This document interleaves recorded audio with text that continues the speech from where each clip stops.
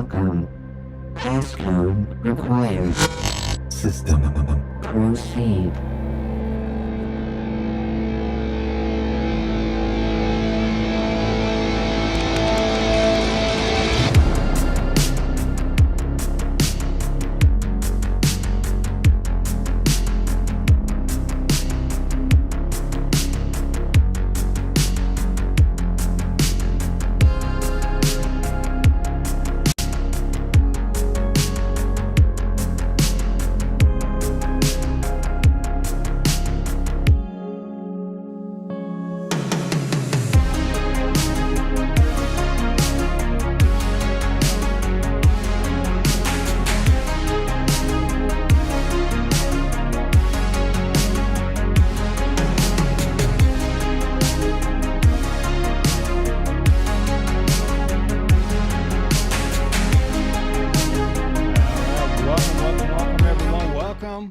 Welcome back to Prosperia on our Tuesday night interviews. Eric Odom here. Super excited to be with you guys. Sorry we missed last week. I've had a crazy week and a half in my fiat business world.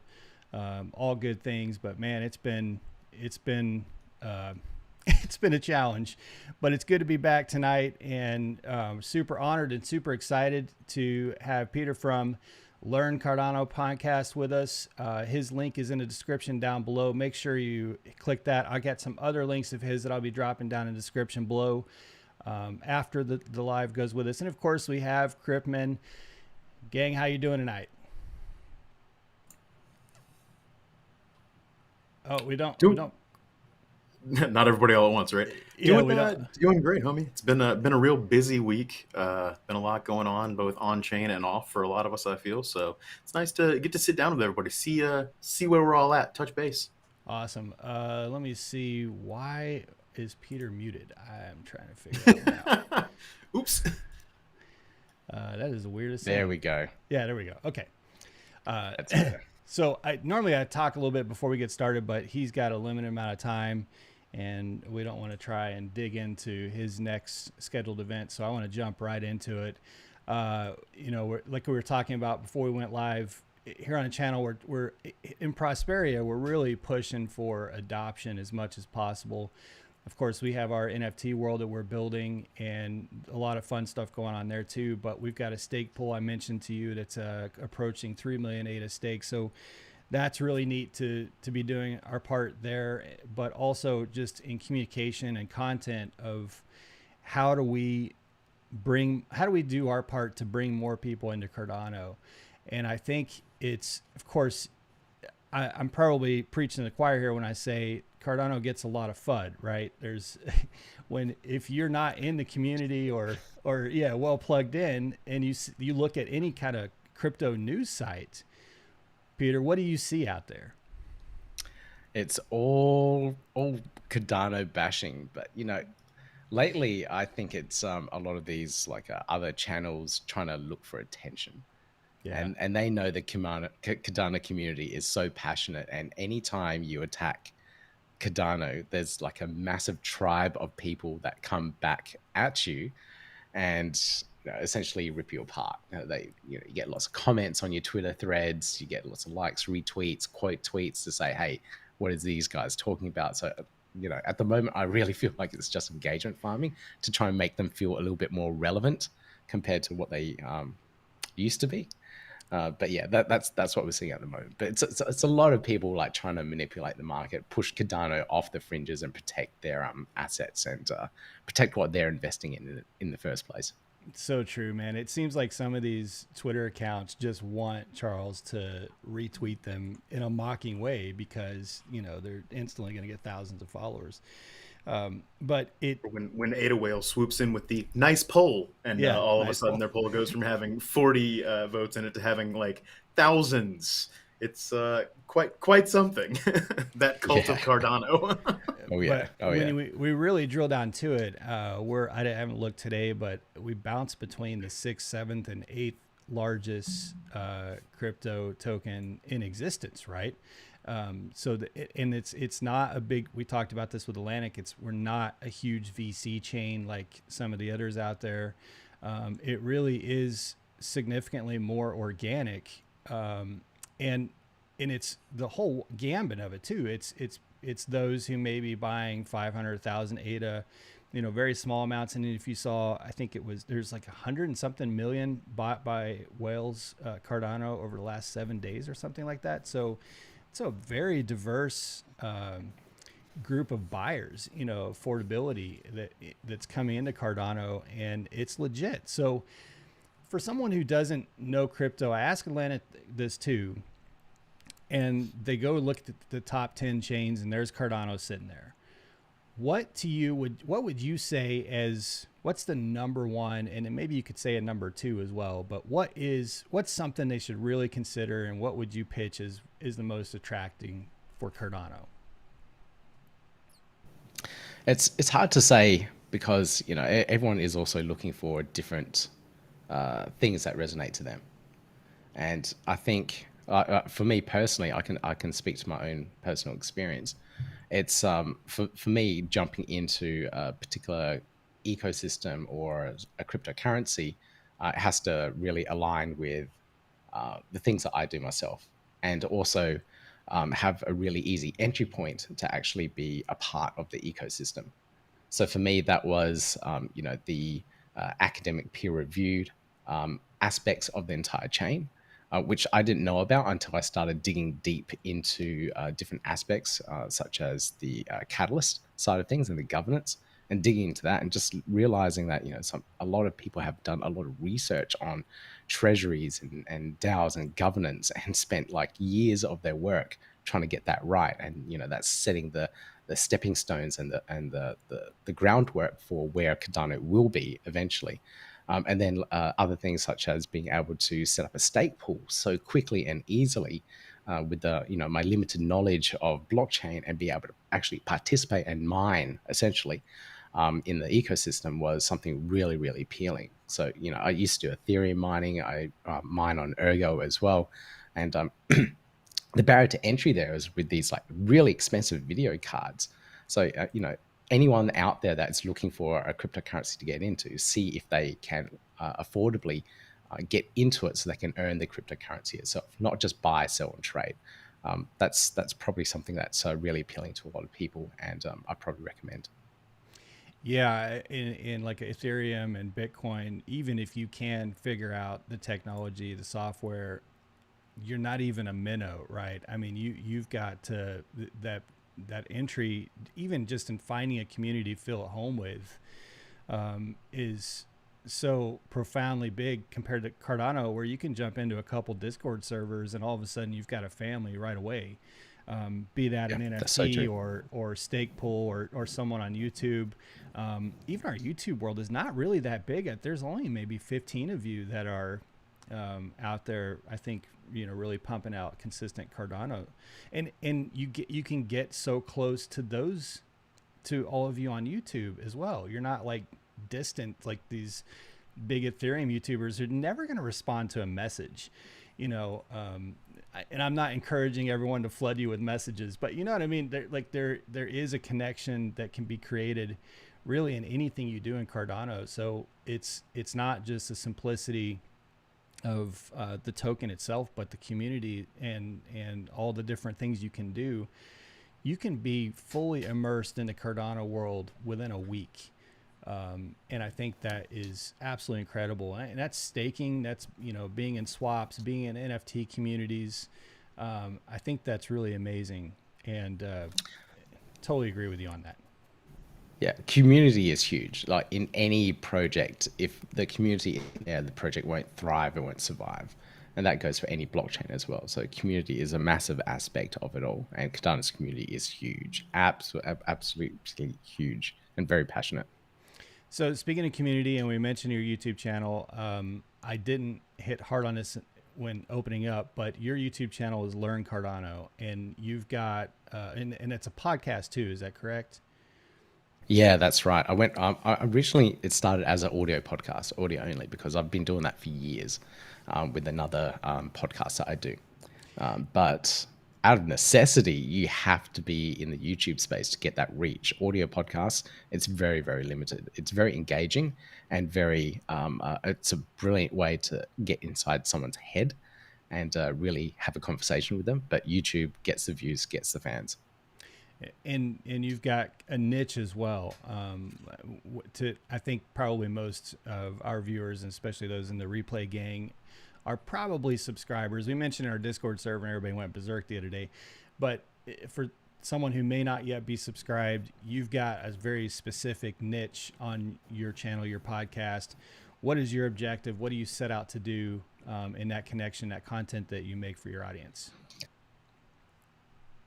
It's purely around educating people about how Cardano works, the projects that are building on it, and I guess opportunities that people can get in on early stages. So when they learn about these projects, they may have tokens, they may have airdrops, whatever it is. So it's all about knowing what's going on in the ecosystem so that you can best prepare yourself and go, okay, I absolutely love this project. Let's get on this one, or something else. So anything around that, it's about educating the people. So you don't make mistakes, don't get scammed, and you can find the best opportunities in the ecosystem. So that's what it's all about. Okay, so and again, for the replay gang, the link to his channel will be down below. You can also just search Learn Cardano. I think those two words brought his channel right up. Highly recommend it. In one of your recent videos, you talked about it, taking a big pivot on Cardano. You talked about Africa, and I think this is an often overlooked.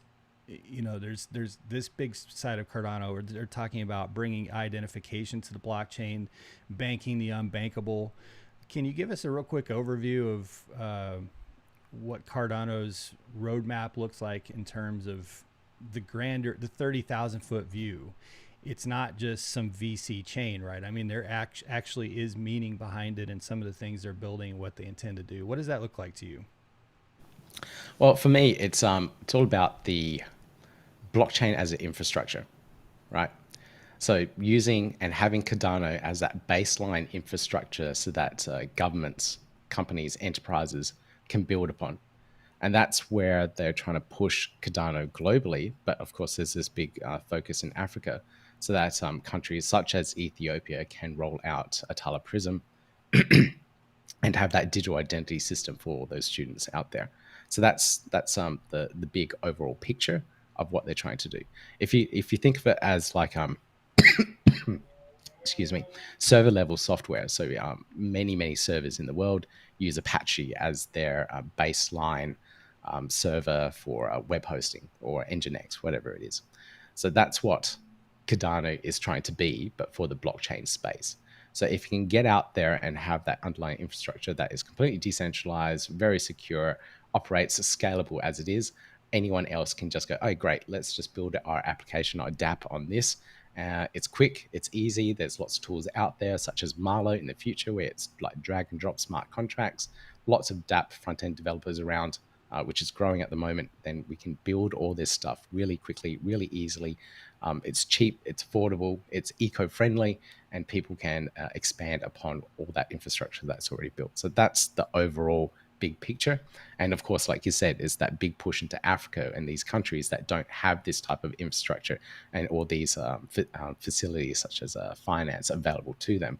And that last interview that you're talking about with Empower, those guys are like, they're groundbreaking in what they can do. And just working with one of their companies, Casa Rio, the company that's going out there to build these homes. Glenn was saying that, or Greg, I can't remember who said it now in the interview, but he was saying that it took 6 months for a regular company to get the funds into the country to actually start the project. And you think about it, 6 months, what kind of construction company can wait for 6 months for funds to come in? All the staff be like, well, all right, well, I'll get another job. All the supplies will be like, okay, we'll sell it somewhere else because we need money now. But having that facility through the blockchain to get the funds in quickly and convert it to the local currency, I think it was a couple of days. Huge improvement in efficiencies, and that's what we're looking for. Those big improvements. And the building company said, like, if you just have this alone, just be able to facilitate the funding, for any construction work we do, you have a good working product already. But you know, they're doing a lot more around that with being able to finance home loans, because a lot of African nations have astronomically high interest rates for mortgages. So I think it was like 20 or 26% in Mozambique. And that's just the standard, you know, with reserve banks, inflation, and everything, it's increasing again. So that's just the standard. And a lot of people just can't afford that. They're living cash day by day from their jobs, and they're looking to get a mortgage, and that's just out of their reach. But these DeFi protocols with a lease to own mechanism, so it takes it straight out of their pay and pays it into their mortgage, and in 10 years they own the home. Absolutely phenomenal. Opens up so many opportunities for these people. So do you think that this is kind of serving as a sandbox per se for bringing crypto infrastructure kind of, you know, into entire economies? Because I think that, you know, it sounds good, and I love this mission, and I fully support this mission. I love seeing it move forward, but the mountain you need to climb to be able to have a token like ADA used, adopted in the, you know, throughout the entire economy in a way that where it actually can function as, I hate to say the word currency, I know, but you know what I mean? Like I can do something with, I can do it at something at a grocery store in the morning and then go talk to the mortgage, you know, the lender in the evening, and have it all out of that wallet acting as my bank. Right. So, but to have all those pieces working, I can't even begin to imagine the mountain that it takes, but somebody has to start climbing. And it feels to me like that's kind of what Cardano always has this long term, it drives people crazy, but there is that understanding that this takes an enormous mountain. You know, you've got to climb the mountain. You can't just go over the little hill next to it and say we climb the mountain. It doesn't work. So do you think that that's kind of what we're seeing here? Like Africa is sort of, I'm not saying sandbox as in we're just toying with it, but utilizing what's being done already to imagine and build that infrastructure that would be necessary for wider adoption and wider use. Yeah, well, I don't know if sandbox is the right terminology for it, but it's definitely it's definitely an incubator, a ground, a place where things can be experimented with, where regulations, paperwork, and existing infrastructure doesn't already exist. So if we were trying to do the same thing here in Australia, you'd get friction from real estate agents, you get friction from the banks, and all these other regulatory measures that just make it really hard. But in Mozambique, where these guys are doing Empower at the moment, there's less of that, and it makes it a lot easier to, on the fly, do a lot of this stuff and work with regulators to actually make these protocols actually work and happen. And because the problems exist there, you can work with the people and find out exactly what the pain points are to try and change that to make it more equitable across the economy there and the people there. Compared to here, it's just so much harder. So I guess an incubator over there, or in any African or developing country, actually, just makes it a lot easier to grow and develop this kind of technology. Love it. Cripman, I see you over there. You can jump in at any time, man. Yeah, I'm not. This is a little bit out of my depth. It's out of my depth too, bro. I do think the word that I would lend to that would be like frontier, right? Like we're on kind of the leading edge of what you can do, and as an example, it's really useful to be able to point to, you know, these developing nations and be like, hey, these are the things we can do with that.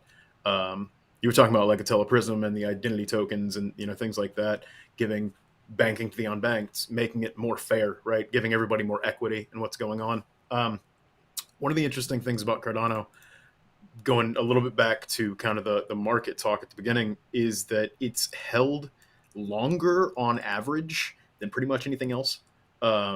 Certainly out of the major three. So like you see people not just buying it to trade it, not just buying it to, you know, even just utilize it, but buying it to like build on and buying it to truly invest in. So to see people be able to kind of invest in their own identity and in their own community and in, you know, this growing ecosystem is fantastic, and you gotta support the frontier stuff. Yeah, and for anyone watching who's maybe kind of looking at a blockchain to kind of get a little bit more intimately involved in, think of what we've discussed here in just 20 minutes. This is, and we're not even beginning to scratch the surface. And that's what I love about Cardano. I remember when I first bought some ADA, it was in that kind of, well, let me see if I can flip a little bit of ADA, just like I was doing with a bunch of other tokens, but as soon as I bought some ADA, of course I go into Cardano Twitter, Cardano YouTube, and it doesn't take long to realize, oh my gosh, there is so much going on here. This is a living, breathing machine with hundreds of thousands of parts, and everybody's rowing the boats in the same direction. And so just the conversation we've been having in the past 15 minutes is incredible. We're talking about having the entire, identification system built on a crypto blockchain for Ethiopia and parts of Africa. I mean, that's incredible. So Cardano is not, I think, going back to that FUD conversation, it's not, if you're in Cardano to try and quick flip, or, you're going to have a lot of headache. Of course, there are those who can do it, who have the liquidity, and we're not saying that's a bad thing, but for the smaller retail, Cardano can be a little frustrating because it is so long term in terms of all the building and everything. But if you look under the hood of what's really happening, there is so much upside in Cardano if you can be patient with it. But there's also things you can do within Cardano that make up for what you can't necessarily do on the trading front that you can do maybe with some other tokens. But let's talk about some of the big, because in the past 6 months, there's so much that's come about in Cardano. We have decentralized exchanges like Wing Riders, MinSwap. What is the one that's coming? I'm super excited. Maladex, is it? Maldex is still to come out. There's still a lot on the horizon. Yeah, there is more and more every day. So it's I mean, what are some of the big ones out there what are some of the big things that you see happening that are really kind of coming into existence at a rapid pace right now, and you think are going to be game changing? Maladex is definitely one that's really interesting, and I've been how long has it been? It's been probably about 6 months. I'm going through their 96-page white paper, and it's a detailed beast. And I really want to do a video on it, but I can't do it justice without absorbing all the information from that paper. And it's like a series of videos. it's a yeah, I think I have to do a series, a full 5-episode series to go through it all. But it's an absolute beast. But it is a pretty exciting one if they can pull off every last aspect from it. So it'll be like it'll work like a centralized exchange like Binance, where you can do full orders, trading, and everything you expect, but decentralized. And that is so powerful. And I'd absolutely love to see that in action and work. And then besides Maladex, there's also Genius Yield, which I'm a huge fan of. I'm an ambassador for the project as well. But a lot of their AI and their smart vaults around that to reduce that impermanent loss that you get from the trading pairs and liquidity that you provide to a DEX, reducing that down to an insignificant value and having an AI system move your liquidity around to optimize your yield. Absolutely amazing. So, tech like that, which isn't possible on other chains because of the cost involved and the inability to have UTXOs, which we'll talk about some other time, makes it so appealing. And that tech is just absolutely amazing. And then there's another one like Finance, which are doing very similar things as well. So I'm name dropping a couple of things here, but Finance is very similar to Genius Yield as well with stuff that they do, but they take the full hedge fund approach and doing the smart aggregation across multiple DEX, multiple liquidity pools. They're just tapping in everywhere in the ecosystem. So there's some 3 projects that I'm really excited about, but they're just waiting for the Vassal hard fork to be able to release so they can use their full capabilities of their smart contracts without the limitations of the block sizes at the moment. Probably too technical for this aspect of this interview, but later on in the future we can talk about those things. And you're gonna break news here and tell us exactly which day the Vassal hard fork is going to mainnet, right? Right. Is that tomorrow, right? Any day now. Any day now. That hard fork is funny because my understanding is it's not significant in the way that a lot of people think it is, but it is significant in a way. You know what I mean? So it's not like And Cardano's moving fast right now. So it's I don't know why that is or what changes. It's over my head as to I mean we take it for granted because 3 months ago it was hell trying to move a transaction across Cardano, and now everything's super fast. I don't think that most of us are gonna notice a difference in that hard fork, but it's just funny watching all like as if that's the make or break of Cardano and Cardano price. It just kind of cracks me up. We won't see any change whatsoever. So just so people are clear, with the Vassal hard fork, you'll see it's mainly for the developers. So the developers will have all this flexibility and room to move. You can see the whales buying up, and you mentioned it earlier. So they know that it's coming. So the whales are buying up to get ahead of this opportunity, and it's a whole that cycle. Buy the rumor, sell the news kind of thing to maximize their profits. So I'm predicting that's going to happen. But you get a really clear countdown of when it's going to happen, when all the stake pool operators are told it's time to upgrade your pools. So for us, your stake pool and my own, when we get the notice from IOG and other people in the community that say, yep, we have a stable release of the latest Cardano node, that's when we can go and lock in a time, because we know it's all working as it should. So at the moment, there were a couple of issues with the last release, which held things back. And that gives developers more time to upgrade their scripts anyway. So it was kind of a good benefit. So we won't see an immediate change in regards to what happens for us as a user, but for the developers, they're going to see a massive update, a massive increase in flexibility, what they can do. So yeah, just keep that in mind with the Vassal hard fork. You won't see an immediate gain out of it. You won't see millions of dApps or hundreds of dApps releasing at the Vassal hard fork. Just give them that opportunity to roll things out over the next few months after it. Well, that's it. I mean, even just the apps that you're mentioning that are kind of in that holding pattern, and like you say, even if they're not coming out of the gate the next day, it's super exciting to know that that there's all this infrastructure just ready to kind of go once they're given that next step. So, which the chain's already exciting. So knowing that all that's coming is quite a bit to look forward to. So I have to ask you. And I don't know if I'm pronouncing this right, but Dow. Is it Dow? DAO? I think so, yeah. Okay, so you had a video, because we've had in our community quite a few asking about this. We have this little thing called factions in our project, which I love. It's an amazing part of our project. But there's been some asking about creating DAOs for factions so that they can kind of organize around their own autonomous it's basically a non-ownership, how would you describe DAO for someone who has no idea what it is?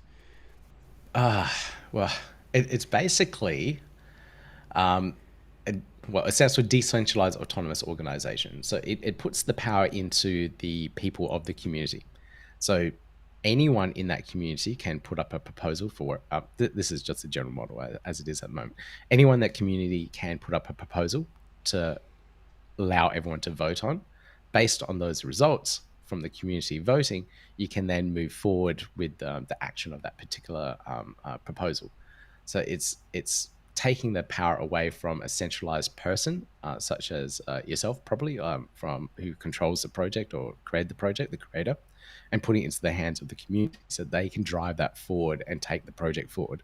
And what we're saying a little bit earlier about community and Cardano in general, having that community is key for any project, and putting the project in the hands of its users and letting the community drive it forward gives everyone that ownership and drive to make the project as good as possible.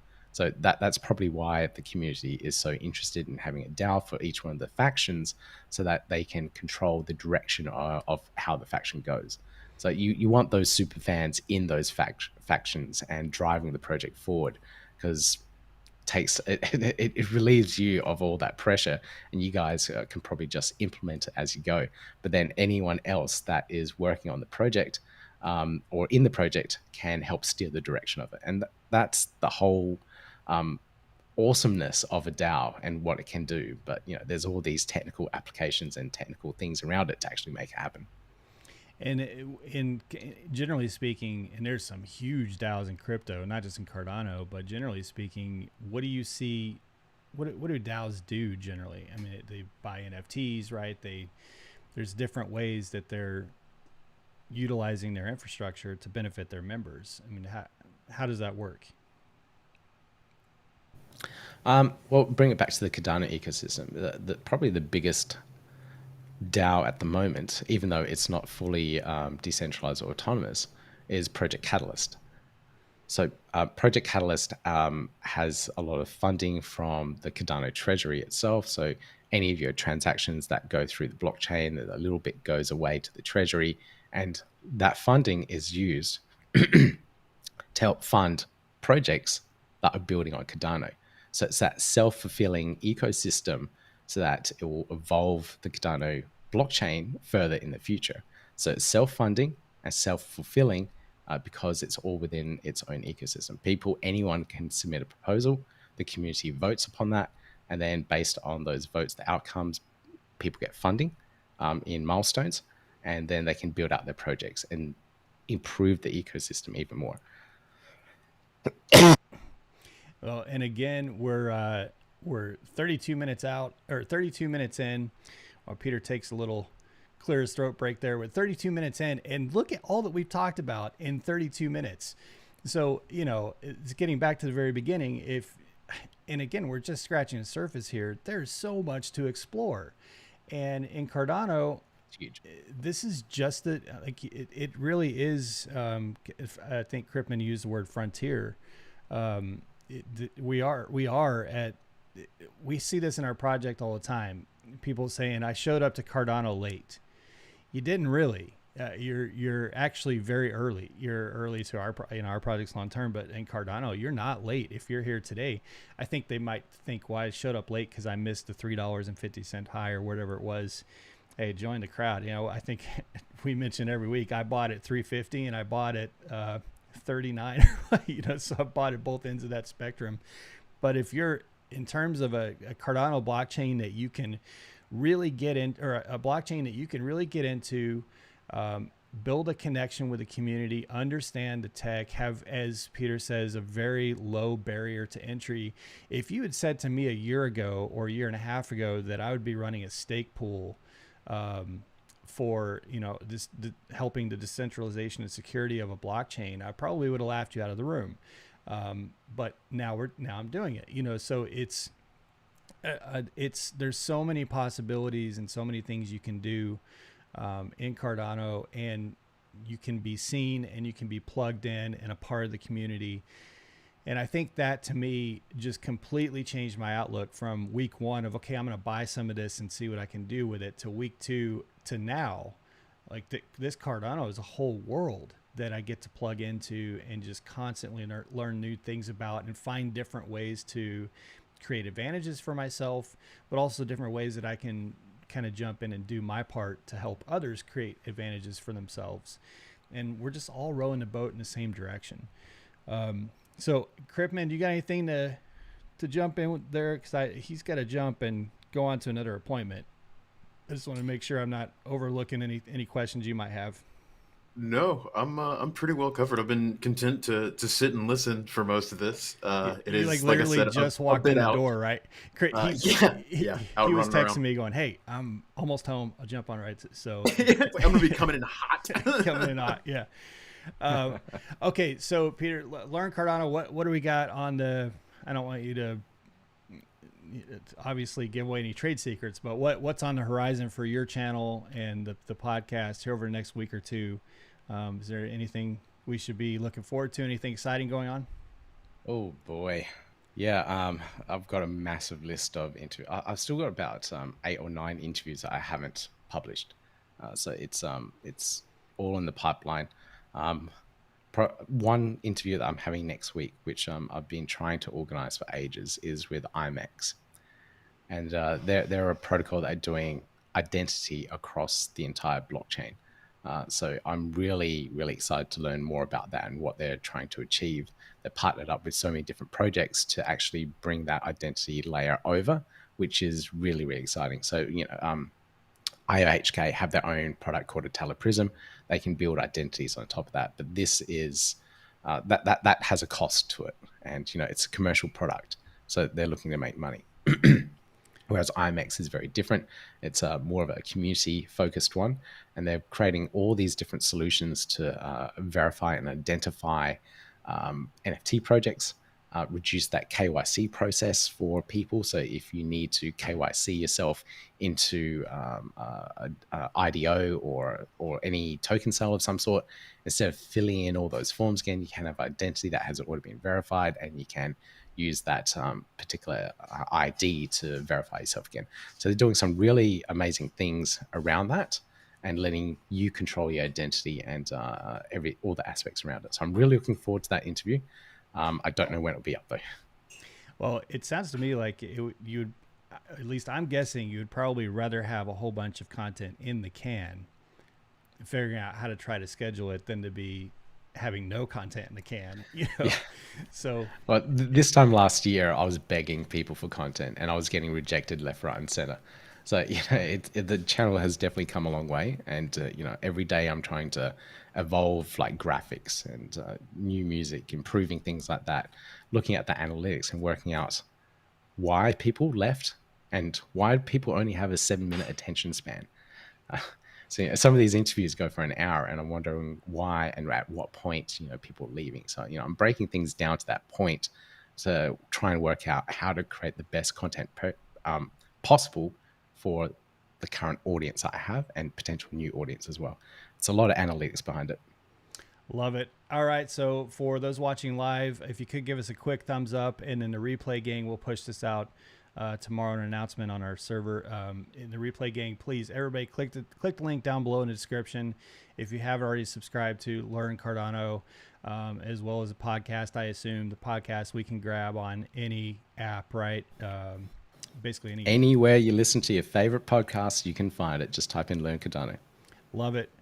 Well, again, I really appreciate you jumping in. I know it was a little bit of a short notice, and I know you've got a busy day ahead of you, which it's it's what, like in the middle of the day for you.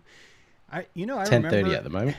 Real quick, I remember one time I flew to New Zealand. I flew to New Zealand on my birthday. I don't remember exactly how it happened, but it happened that my birthday never happened.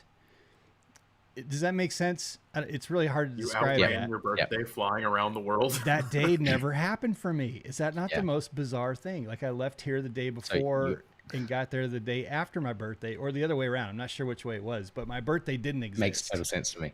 Yeah. So you would have left the day before your birthday. Yes. And then as you cross the international timeline, it's a day ahead. So you would have missed your birthday. Yeah, so you're a year younger. You should do that quite often. Oh, okay. Well, I'm going to do that every year. That's the trick to eternal youth right there. You just got to travel at the correct time, and then it's all good. Yeah, it's too funny. Well, thank you so much. Really enjoyed the conversation, and I'll definitely check in with it. I'm going to put a link to your Discord as well. You have a Discord server, right? That's right. Yeah, I'll post the links up for you. Okay. Very much appreciate it, man. Enjoy the rest of your day. Enjoy the rest of your week. Cripman, thanks for jumping on. Sorry for the short. Cripman, in his defense, he did message me at 3:30 to this afternoon. It was me who didn't get back to him until like 45 minutes before the show. So, all right. Thanks, guys. Really appreciate it. Everyone else, take it easy. Have a great week. We'll talk to you soon. Thanks, guys.